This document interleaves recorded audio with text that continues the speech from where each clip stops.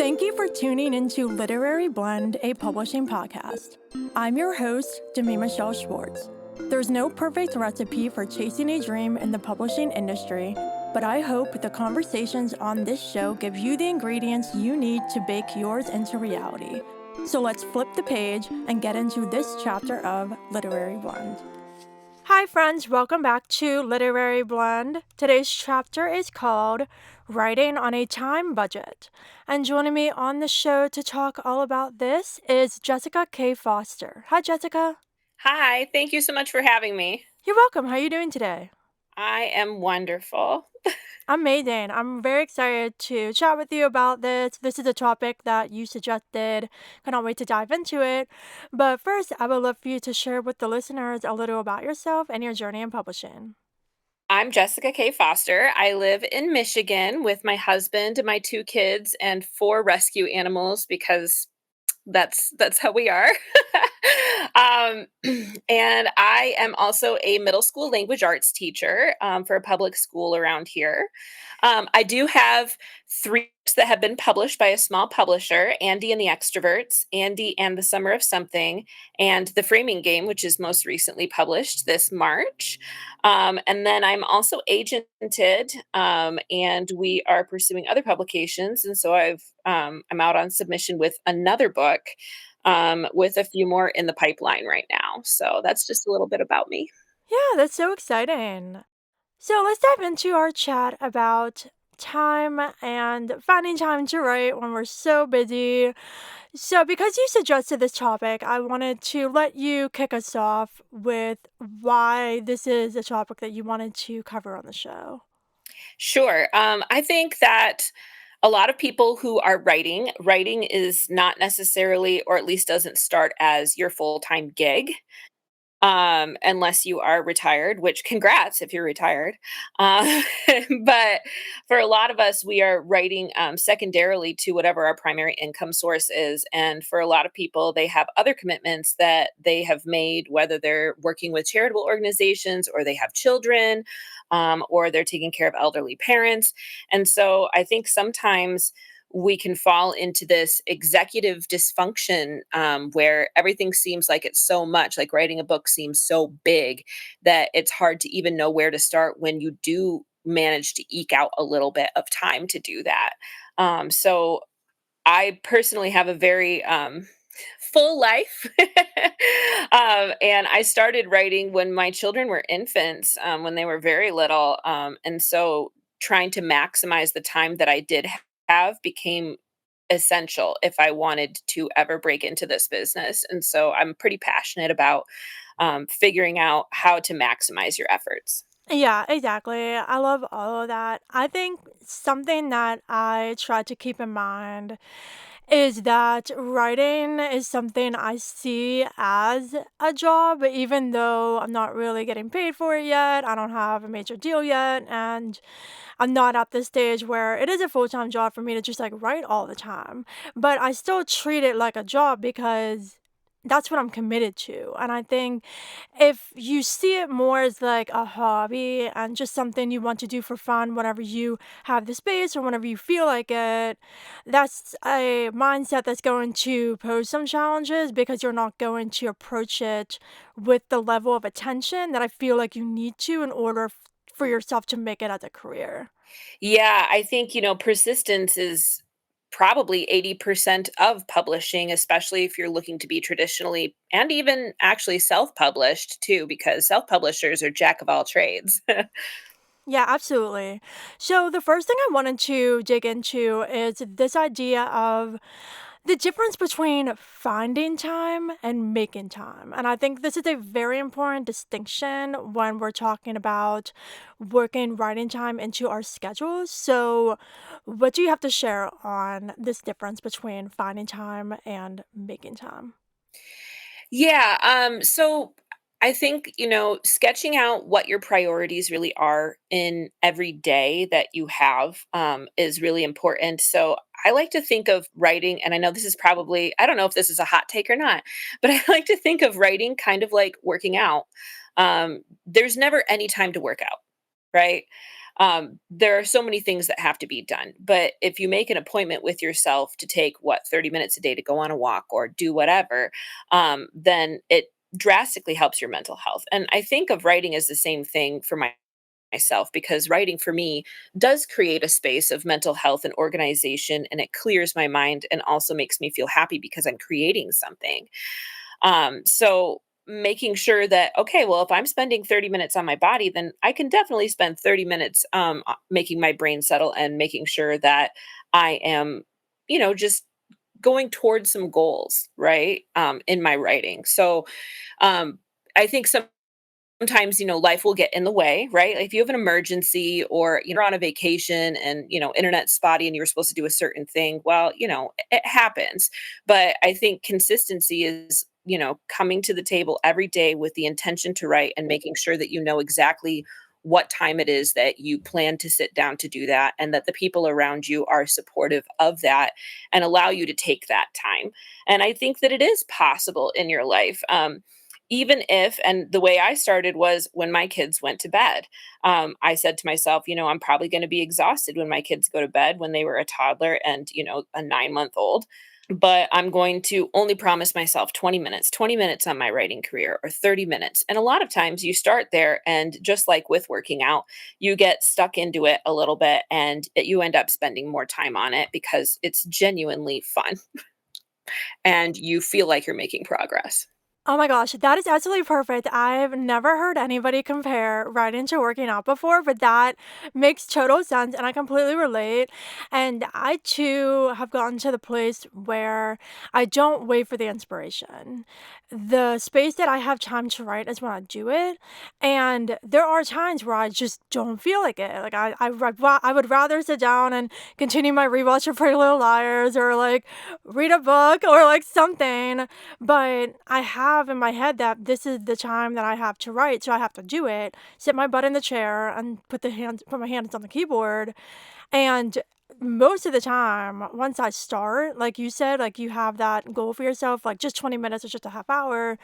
But almost always, I go way beyond that, because once I get through that initial obstacle of not being in the mood and I'm back immersed in my story and hanging out with my characters and things are getting tense and all of that, then I genuinely get excited again and I get into the zone and crank out words.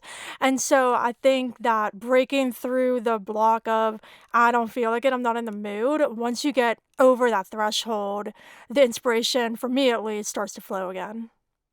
Yeah, and I think, there's a lot to understanding how you individually work during that time too. So, for example, I know a lot of people who are like, okay, when I sit down and I'm drafting, I'm going to get to 1,000 words or 2,000 words. And I tried that for myself, but it was really stressful and I just kept counting words. um, but if I sat down and I said, okay, I'm going to do a writing sprint where I'm not going to allow anything to distract me and I'm going to do it for 25 straight minutes, well, then I would blow by that 1,000 words. So, I think to each their own, because for some people, maybe the word count makes sense for you. And for other people, maybe it's the time, right? Or just making sure that you're dedicated during that time to that specific task. And I think just, and this is going to sound really type A, but I've also found that for myself, I keep a Google Doc called To Do, and then a Google Doc called I Did It. and if I can, and if Oh, I I can love move things from my to do to my I did it feels like it. a good day. I love it. I'm also not a word count person. I'm not necessarily a time frame person either. I feel like I'm a little different. So right now I'm drafting my new book and I have a goal to finish the draft by August 17th. And so what I did is I'm the biggest plotter of all plotters. I have a ridiculously long outline. I know how many chapters in the book, and I added some chapters during the draft because that always happens, but I have a good idea of the amount of chapters I had to do in smaller amount of time, like each month, in order to get it done. So what I did was I broke up the book and broke it into smaller chunks beyond that, week to week. And I'm like, okay, I need to have through chapter 23 drafted by Saturday, and I need to have the midpoint by this date. You know what I mean? So like that's how I did it. And then as I'm working on the chapters, I've been pretty consistent with writing like the first half of the chapter one day and then the second half of the chapter the next day and then editing because I edit as I go. And that's worked really well for me. So, like, keeping that in mind, I'm able to look at it on a much smaller scale. Because if I look at this as I need to have a like book around 80,000 words drafted by August 17th, I would panic and not know where to start because I'm so overwhelmed by it. So, looking at it in smaller chunks and creating little benchmark goals for myself is how I'm able to work in the time and stay on track rather than focusing on hitting certain work count goals or time frames in those periods. Yeah, I think that that's a really effective way to look at it, because honestly, as soon as you take a huge, large, concerningly big project and start breaking it down into smaller pieces, then it just feels more doable. Yeah, I'm also the biggest deadline person. So I set personal deadlines for myself. And then I also like tell my friends to like, oh, I'm going to have this done by this date. And I do that with my short stories too. And I make them hold me accountable. And having a deadline, especially really hard deadlines, I really get myself going then because I'm the kind of person who doesn't like to miss deadlines, never missed them in school ever. And even though they're like personal deadlines, I still treat them the same way. Like, if I said to myself and other people, it's going to be done by this date, it's going to be done. And so that really helps me too, especially in the times where I'm not in the mood to write. I remind myself, look to me like you gave yourself this deadline. You better sit down and start writing because you're not going to miss that. I think, yeah, I like that the building accountability through friends who know what your personal deadlines are. I think that that's really great. Yeah. And what you were saying earlier as well with managing like you said you would write after your kids went to bed and took that time for yourself. I think for me, I'm very strict now with my editorial hours and my personal hours. And I think that's a challenge, especially for people who do freelance work. You don't have a strict schedule with that. So I kind of just do editorial work whenever, especially when I started, I would be like editing in my bed at 11 o'clock at night. I would be editing all day on Sunday. And that got to the point where it was really cutting into my personal time, not just with writing, but like other things that I was doing. And so now I'm extremely strict with like from after breakfast to 4 or 5, especially when I'm working on full manuscripts, like that's my editing time for my work. And then I set aside time in the morning to work on mine and then later in the day, and I give myself weekends off now from editorial work. And so I think setting boundaries too and making it really clear for yourself what is your writing time and sticking to that, and people in your life too, letting them know that like, hey, like when I'm writing from 9 a.m. to 10 a.m., like please let me write, to make sure the people in your life are aware of that too so they can give you that space to write. Yeah, and I think sometimes it is hard to create those boundaries if you're like on a roll. But I always think of, if you're leaving off in a really provocative place in your writing, whether it's in editing, revision, or in drafting, that's actually really great because it helps your brain to get into it the next time because it's unfinished and your brain will automatically want to finish where you were. Yeah, I heard, and I don't do this, but I probably should because I've seen this come up a lot. People say, like, after you finish a chapter, write the beginning of the next chapter during that writing session, if you can, to give yourself that initial start. And I noticed that too, like, now that I'm kind of writing half a chapter and then finishing the chapter the next day, I find it easier to finish the chapter than to start a new one because I have something started that I'm building off of. And so I might actually try to write like that opening of the next chapter to give myself that start and that anticipation to continue. Because I've always been before I would try to write full chapters in a day, especially when I did the contest we don't talk about anymore that happened in November. Oh, yeah, Yeah, same. I would do like full chapter today because I had like a whole outline and really wanted to finish the draft in the 30 days, so I forced myself to write it, and that was, like, a lot. But now that I'm being a little more chill with the drafting, I feel like I could try to do that tip of starting the next chapter during the writing session to give myself that boost. Yeah, and for those of us who are like feral and do not write in order or in chapters, which a little bit is me, yes. But like just the next scene then, because if you finish a scene, then whatever scene you're feeling gravitating, like you're gravitating toward, go and start that scene somewhere else, right? So it doesn't have to necessarily be in order either. But outside of the box, something else that helps me to really utilize the time that I have when I do have it is, and I thought everyone did this, but I guess not. I journal. I don't, do you journal? Oh, no, I don't. Okay, so I do like a journal brain dump right before I start writing each day. So like 10 minutes of, oh my gosh, this is the stuff that's happening in my life, or this is what's happening to me in publishing, or this is what's happening with my kids. And then I kind of like all of it out. And then I'm able to really focus my time on the actual writing afterwards because it's almost like it's already been said. So it doesn't have to take up my brain space while I'm drafting or revising. That's really interesting because I actually do that for songwriting. We call that free writing and songwriting. Before songwriting sessions, I do that to anchor myself in what I want the song to be about and just to like jump everything from my brain onto a page. So I guess I do that in that context, but I don't do that in writing. But I think that is an interesting approach because it's like you said, like you're getting everything out and then you're also writing. Like, even though you're not writing or revising your story, you're still doing the act of writing, which can help you create that shift as well. Yeah. And I like that. I like that as a bridge. And I guess not everybody, like nobody does. I did a tweet on that. I was like, is everybody doing this? And everyone's like, no, honey, nobody's doing that. I'm like, oh, okay. Well, that's what I mean. Like that works for you, and that's great. I think the biggest takeaway is to find out what works for you, because the same thing isn't going to work for everybody else. So just knowing yourself and your own process is really important, and especially on social media, it can be difficult sometimes when everyone's posting their wild stats and all of the things that they do to help them stay on track and to help them find time to write when they're busy. And sometimes you can look at that and be like, okay, yeah, that's cool, that works for them, but it doesn't work for me. And it can make you sometimes feel like you're doing something wrong, but that's not the case. You just have to find what works for you.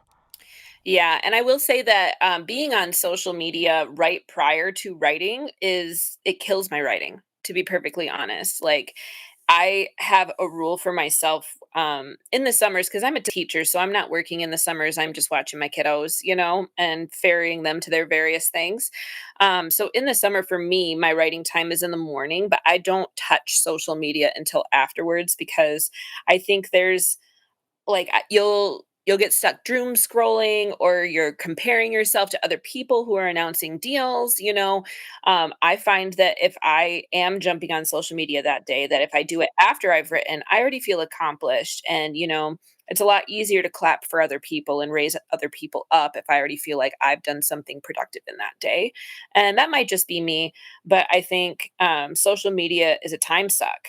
And so I try to prioritize the writing before the socials. Yeah, I do that too. I usually check everything first thing in the morning, just check my email, check Twitter, Instagram, whatever. But then I don't really look a whole lot, like scroll down the timeline and stuff until after. But what I do now, at least, is while I'm drafting my book, before I start a new chapter, I'll like go on Twitter and be like, hey guys, I'm starting chapter 23 or whatever.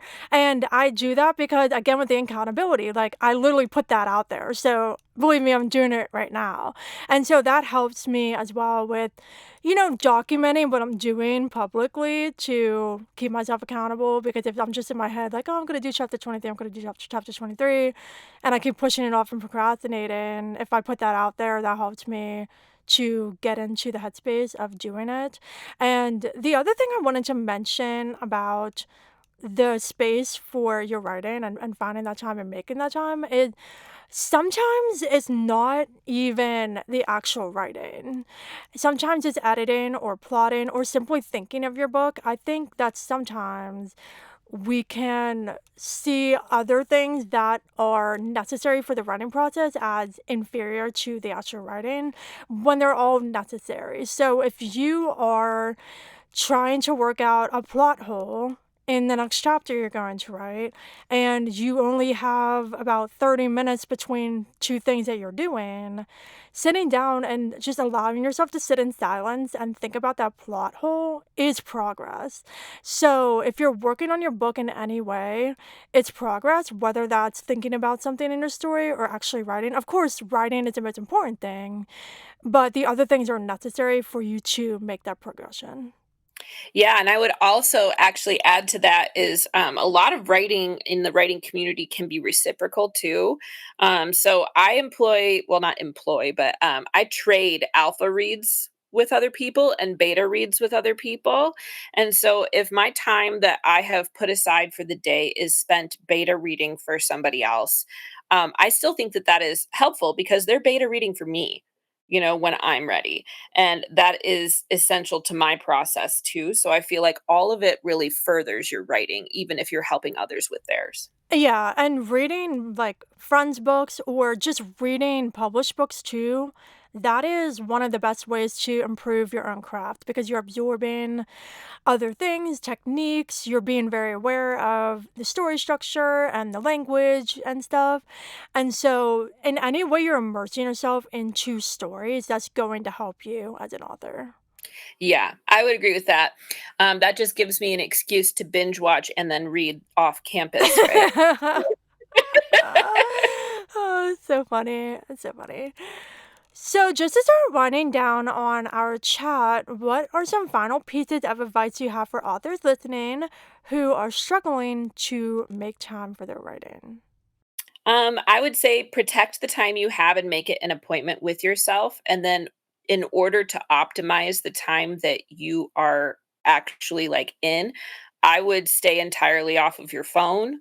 I would think about progress over perfection, leaving off in a provocative place.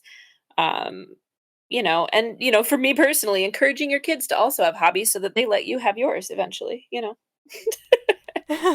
Progress over perfection, oh man. Like, I've gotten better with it, but I'm still like a big edit as I go person. So I will literally write like 500 words of a chapter and then go back through and edit it before moving on.